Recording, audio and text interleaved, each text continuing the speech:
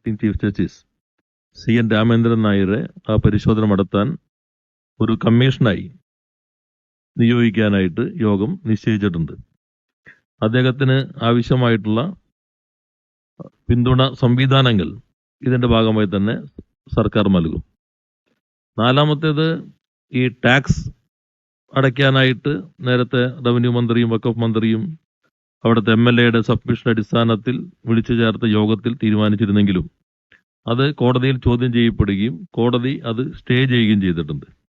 അപ്പം അതിൽ ഗവൺമെന്റ് അതിനകത്ത് തുടർ നടപടികൾ സ്വീകരിക്കും. കോടതിയിൽ ആ സ്റ്റേ വെക്കറ്റ് ചെയ്യുന്നതിനും അവർക്ക് നിയമപരമായി നേരത്തെ എടുത്ത തീരുമാനം നടപ്പിലാക്കാൻ സഹായകരമായിട്ടുള്ള ഒരു തുടർ നടപടികൾ സർക്കാർ കോടതിയുടെ മുൻപിൽ സ്വീകരിക്കും. ഇതാണ് ഇന്നത്തെ യോഗമെടുത്തിട്ടുള്ള പ്രധാനപ്പെട്ട തീരുമാനങ്ങൾ. അതിന്റെ അടിസ്ഥാനത്തിൽ അവരുമായും ചർച്ച ചെയ്യുന്നതായിരിക്കും.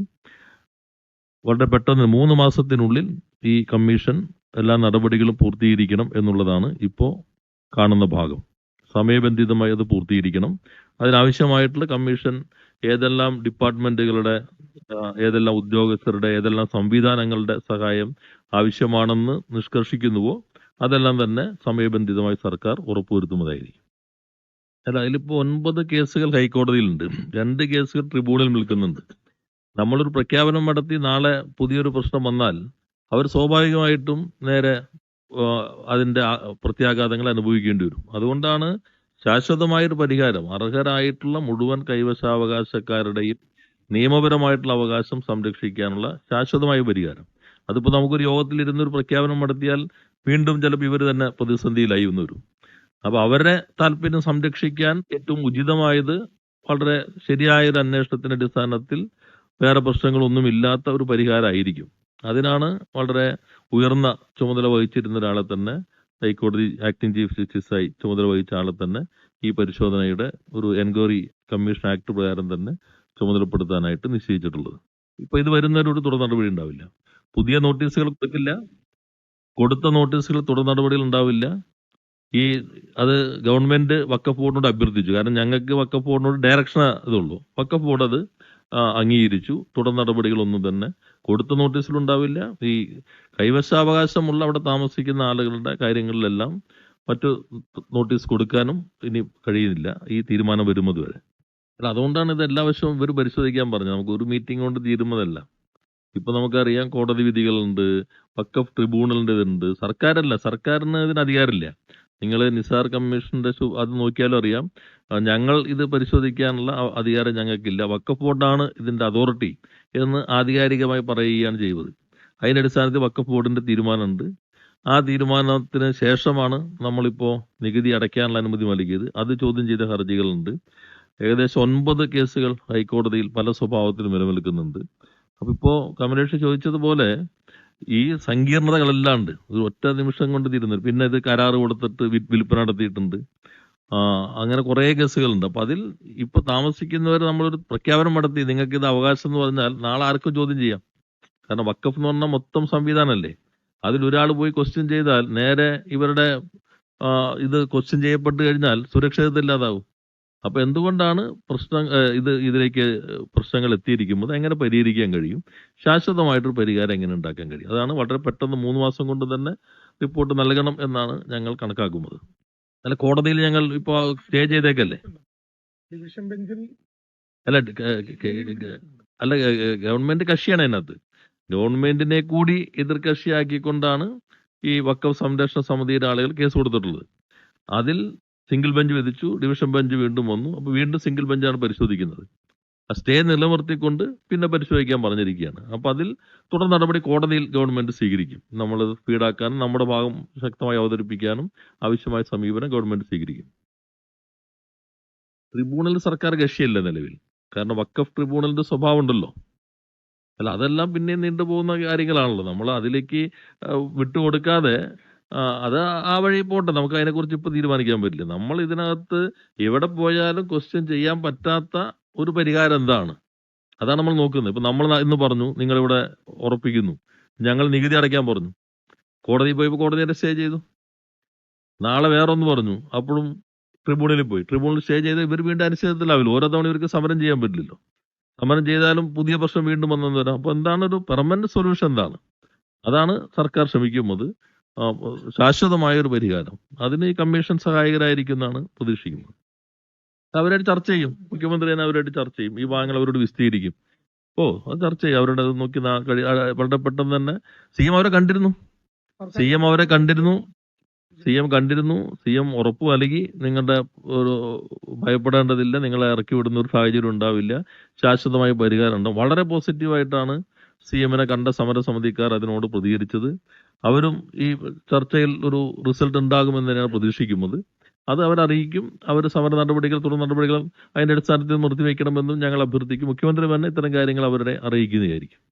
റിട്ടല്ല, ഉള്ള കേസിൽ തന്നെയാണല്ലോ കേസാണ്. ഇവിടെ പിന്നെ നികുതി അടയ്ക്കാനുള്ള അനുവാദം കൊടുത്തുകൊണ്ട് ഒരു ഉത്തരവിറക്കിയിരുന്നു.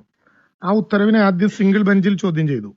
സിംഗിൾ ബെഞ്ചിൽ ചോദ്യം ചെയ്ത ഘട്ടത്തിൽ അതിന് അനുകൂലമായി സ്റ്റേ നടപടി ഉണ്ടായി. സ്റ്റേ നടപടി ഉണ്ടായപ്പോൾ വീണ്ടും കൗണ്ടർ അഫിഡവിറ്റ് കൊടുത്ത് റവന്യൂ വകുപ്പ് പോയി.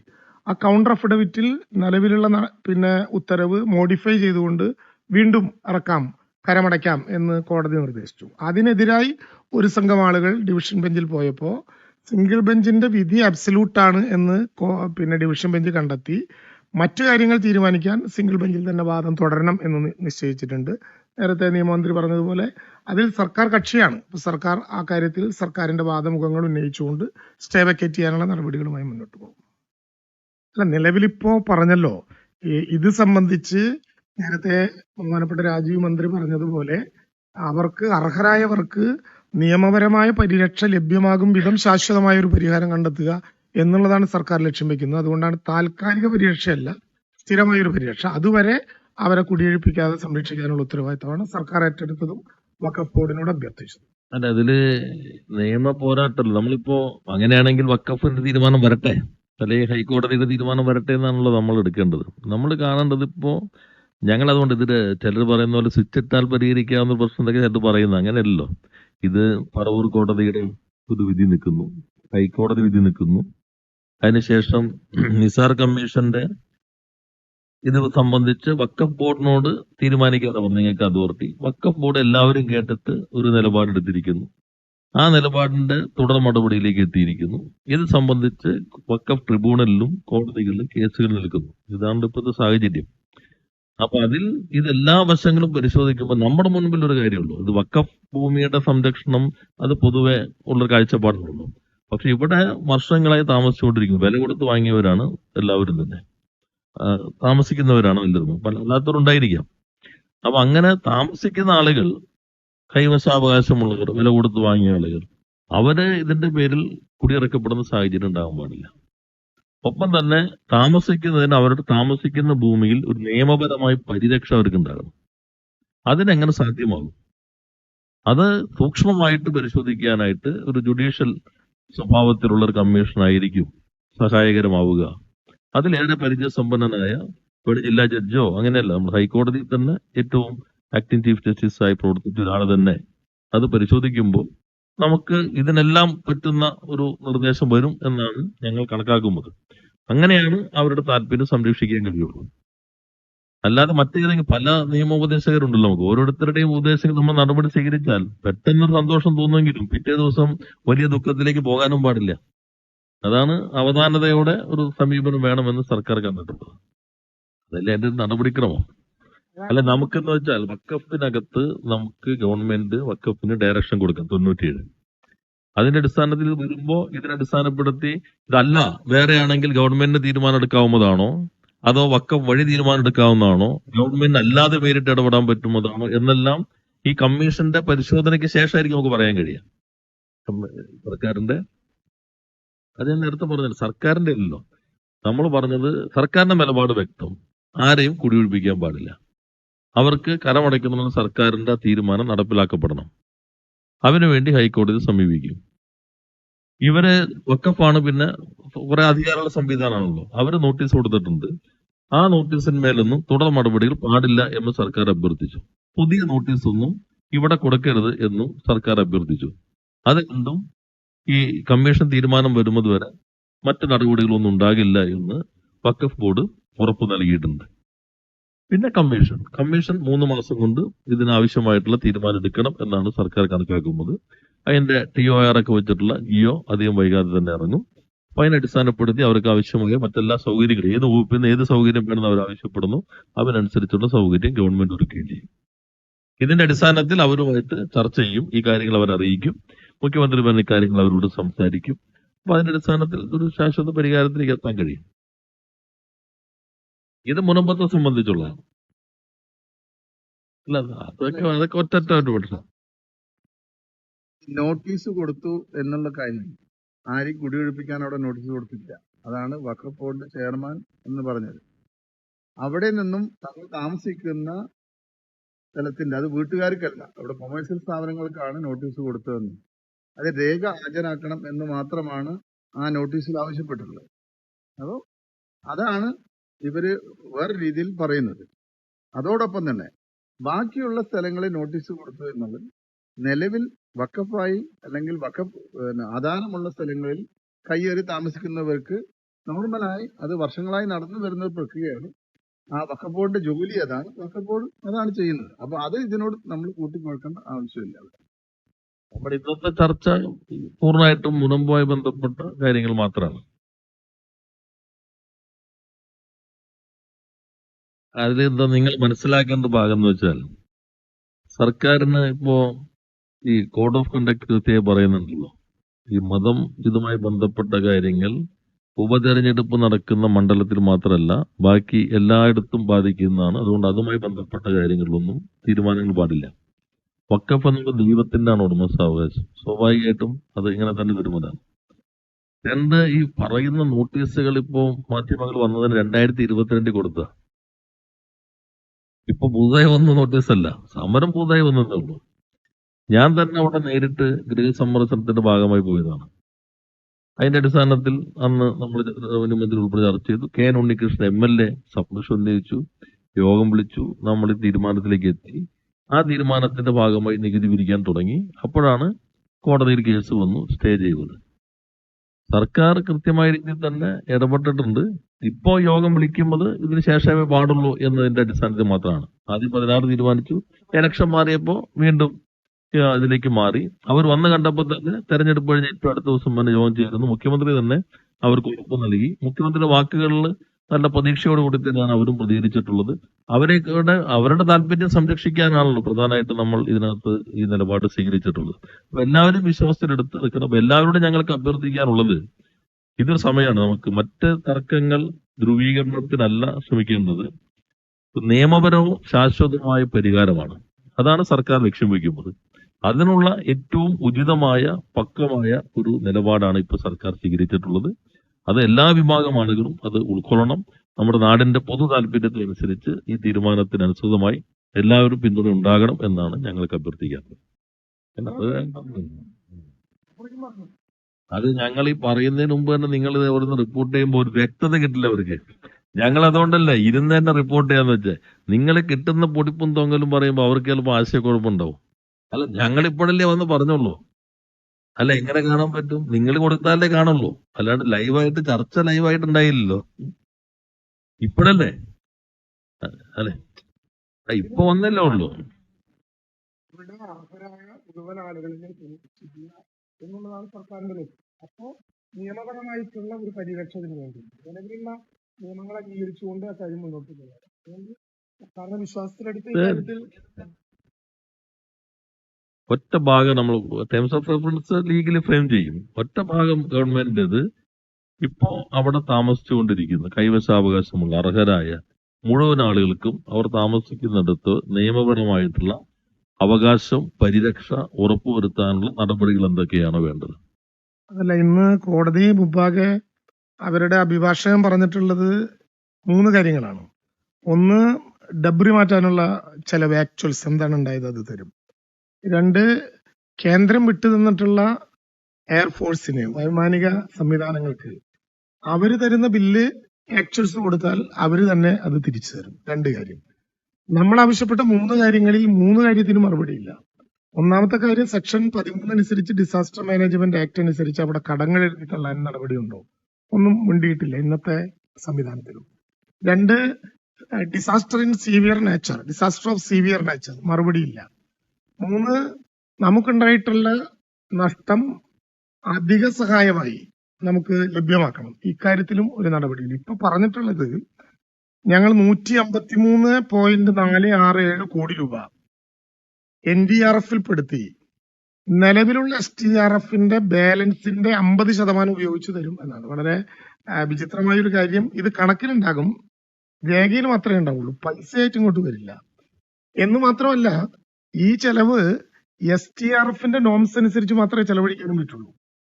വളരെ വിചിത്രമായിട്ട് അവർ പറയുന്ന ഒരു കാര്യം, സാധാരണ നിലയിൽ നമ്മളൊരു മെമ്മോറാണ്ടം കൊടുക്കുമ്പോൾ നിലവിലുള്ള നീക്കിയിരിപ്പ് കൊടുക്കും. അത് കഴിഞ്ഞ വർഷം ഉള്ള പൈസയും ഈ സാമ്പത്തിക വർഷം അധികമായി സാധാരണ നിലയിൽ അനുവദിക്കുന്ന പൈസയാണ്, അധികമായി അനുവദിച്ച പൈസയല്ല. സാധാരണ നിലയിൽ 15ാം ധനകാര്യ കമ്മീഷൻ അനുസരിച്ച് തരേണ്ട ആദ്യം കിട്ടും. ഇത് രണ്ടും കൂട്ടിവെക്കുന്നത് കഴിഞ്ഞ വർഷത്തെ നീക്കിയിരിപ്പാണെങ്കിൽ 2 വർഷക്കാലം കൊടുത്ത ഫ്ലഡിന്റെ ബില്ല് വരിക 2 വർഷക്കാലം കഴിഞ്ഞിട്ടാണ്. അപ്പോ ഇവിടെ ഉണ്ട് എന്ന പ്രതീക്ഷയിൽ 2 വർഷക്കാലത്തിനിടയിൽ കൊടുത്തിട്ടുള്ള റോഡുകളുടെ ബില്ല് സമർപ്പിക്കുമ്പോൾ അതിന് കൊടുക്കേണ്ടതായി ബാക്കി വെച്ചിട്ടുള്ള പണം NDRFന്റെ പണമാണെന്ന് കണ്ട് അതിന്റെ 50% ഉൾപ്പെടുത്താൻ പറ്റുന്ന വിധത്തിൽ 183.467 കോടി രൂപ തരും എന്ന് പറഞ്ഞാൽ, നേരത്തെ ഞാൻ പറഞ്ഞതാണ്, സഹായം രേഖയിൽ മാത്രമാക്കി അവസാനിപ്പിക്കാനുള്ള വളരെ പ്രധാനപ്പെട്ട ഒരു നടപടിയുടെ ഭാഗമാണിത്. 1202 കോടി രൂപയുടെ ആക്ച്വൽ സഹായം പറയുമ്പോൾ STRF ആയിട്ട് അത് കൂട്ടിയാൽ 219 കോടിയേ വരുള്ളൂ. അതിലേക്കാണ് ഇപ്പോ കേന്ദ്രം പോകുന്നത്. അതായത് ഇവര് നൽകിയ പണമെടുത്ത് എന്തിനൊക്കെ കൊടുക്കാം. ഒരാൾ മരിച്ചാൽ 2 ലക്ഷം രൂപ കൊടുക്കുന്നതിലേക്ക് കൊടുക്കാം. 1 രൂപ പോലും കൂടുതൽ കൊടുക്കാൻ പറ്റില്ല ഈ കണക്കനുസരിച്ച്. ഒരു വീട് തകർന്നാൽ 1,30,30,000 കൊടുക്കുക. അതായത് ചൂരൽമലയിലും മുണ്ടക്കയിലും പുഞ്ചിരിമറ്റത്തും തകർന്ന വീടുകളുടെ പണത്തിന് 153 കോടി അനുവദിച്ചിട്ടുണ്ട് എന്നാണ് കേന്ദ്രത്തിന്റെ വാദമെങ്കിൽ, ആ 153-ൽ ഒരാൾക്ക് കൊടുക്കാവുന്നത് 1,30,30,000 മാത്രമേ ഉള്ളൂ. ഒരു റോഡ് തകർന്നാൽ 1 കിലോമീറ്റർ പണിയാൻ 75,000 എന്ന കണക്ക് വെച്ച് മാത്രമേ ഈ പണത്തിൽ നിന്ന് കൊടുക്കാൻ പറ്റുള്ളൂ. ഇതൊരു കണക്കിലെ വർത്തമാനമാണ്. ഇത് സാധാരണ നിലയിൽ നമുക്ക് നമ്മുടെ കയ്യിലിരിപ്പുള്ള പണം നേരത്തെ കൊടുത്ത STRF പ്രവർത്തികൾക്ക് വേണ്ടി മാറ്റിവെച്ചതായിരിക്കും. ഈ സംവിധാനത്തിലൂടെ ഒരു പുതിയ കാര്യവും കോടതിയിൽ പറയാനില്ല. കഴിഞ്ഞ തവണ മാറ്റിവെച്ച പണത്തിൽ നിന്ന് 50% തുക മാറ്റി ആ തുക NDRFന്റെ സഹായമായി കണ്ട് അതിൽ നിന്ന് 153 കോടി രൂപ നിങ്ങൾ കണക്കിലെഴുതിക്കോ. എന്നാൽ ഞങ്ങളുടെ ഭാഗമായി വന്ന വിമാനത്തിന്റെ കൂലി ഞങ്ങളോട് ചോദിച്ചാൽ ഞങ്ങൾ തന്നെ തരും, നിങ്ങൾ ഞങ്ങൾക്ക് തന്നെ തന്നാൽ മതി. അവിടെയുള്ള ഡബ്രി മാറ്റാനുള്ള ചെലവ് ആക്ച്വൽസ് ആണ് തരേണ്ടത്. അതിന്റെ ബില്ല് തന്നാൽ അതും കേരളം അഡ്വാൻസായി പണം കൊടുക്കണം. എന്നിട്ട് IAF-നും ഡബ്രി മാറ്റാനും കേരളം അഡ്വാൻസായി പണം കൊടുക്കണം. എന്നിട്ട് അതിലേക്ക് കിട്ടും. ഇപ്പൊ ഇവര് പറഞ്ഞിട്ടുള്ള ഒരു കാര്യം 16/11/2024 ഹൈ ലെവൽ കമ്മിറ്റി കൂടിയിട്ടുണ്ട് എന്നാണ്. അതിന്റെ റിലീസ് ഓർഡർ വന്നാൽ നമുക്ക് വിശദാംശങ്ങൾ അറിയാം. അത് കഴിഞ്ഞ് വീണ്ടും സഹായിക്കാം. അത് എന്ന് വെച്ചാൽ ഈ കുറെ ആശയക്കുഴപ്പം. ഇപ്പൊ തന്നെ വഖഫ് ട്രിബ്യൂണലിനാണ് അധികാരം, ഹൈക്കോടതി പോവാം, മറ്റേ സിവിൽ കോടതിന് പോകുന്നുള്ളൂ. സിവിൽ കേസൊക്കെ എത്ര തലമുറകൾ പോകുന്നുണ്ട്. ഇതിനേക്കാളും സങ്കീർണമല്ല. അത് അതിലേക്ക് പോയ ചിലർ പറഞ്ഞ ഈ നിയമം വന്ന ഉടൻ തന്നെ പരിഹാരം എന്ന് വെച്ചാൽ സിവിൽ കോർട്ടായിരിക്കും. ചിലര് സിവിൽ കോടതി പോയിട്ട് എത്ര കാലം കൊണ്ട് ടൈറ്റിലിന്റെ ഇത് തീരുന്നത്, ഒരു കോടതി അടുത്ത കോടതി പിന്നത്തെ കോടതി ഇങ്ങനെയല്ലേ പോകുന്നത്. അതെല്ലാം ഒരു പ്രചാര വേലയാണ്. നമ്മളിപ്പോ കാണേണ്ടത്, നിങ്ങൾ മാധ്യമങ്ങളോട് ഞങ്ങൾക്ക് അഭ്യർത്ഥിക്കാനുള്ളത്, ഇതല്ലാതെ മറ്റൊരു പരിഹാരം നമ്മുടെ മുൻപിലില്ല. ഒരു കൃത്യമായൊരു നിയമപരിരക്ഷയുള്ള പരിഹാരം വേണം. ഇപ്പൊ യോഗം കൊണ്ട് സർക്കാർ തീരുമാനിച്ചത് ഇവർക്കെല്ലാം അവകാശം കൊടുത്തു എന്ന് പറഞ്ഞാൽ ലീഗലി നിൽക്കില്ല. ഏതൊരാൾ പോയാലും പിറ്റേന്ന് അപ്പൊ അതോടുകൂടി അവര് ആഹ്ലാദം പ്രകടിപ്പിച്ച് സമരം അവസാനിപ്പിച്ചു. വീട്ടിലേക്ക് ചെല്ലുമ്പോഴേക്ക് അടുത്ത നോട്ടീസ് വരും കോടതിയിൽ പോയാൽ. അപ്പൊ ഇപ്പൊ ഇതാണ് അവരുടെ സുരക്ഷ. അല്ലെങ്കിൽ ഞങ്ങൾക്ക് എന്തൊരു പ്രഖ്യാപനം നടത്തിയായിരുന്നു തൽക്കാലത്തേക്ക് കിട്ടുള്ളൂ. ഇത് അവിടെ ജെനുവിൻ റെസിഡൻസിന്റെ ആ ഒരു ലീഗൽ പ്രൊട്ടക്ഷൻ, അതാണ് സർക്കാർ പ്രധാനമായിട്ടും പരിഗണിക്കുന്നത്. ഇതാണ് അതിന് ഏറ്റവും, മറ്റൊന്നും നമ്മുടെ മുൻപിലില്ല. അത് നിങ്ങളും മാധ്യമങ്ങളും സമൂഹത്തിന് മുൻപിൽ ഈ ശരിയായ വശം കൊണ്ടുവരണമെന്നാണ് അഭ്യർത്ഥിക്കാനുള്ളത്. Thank you.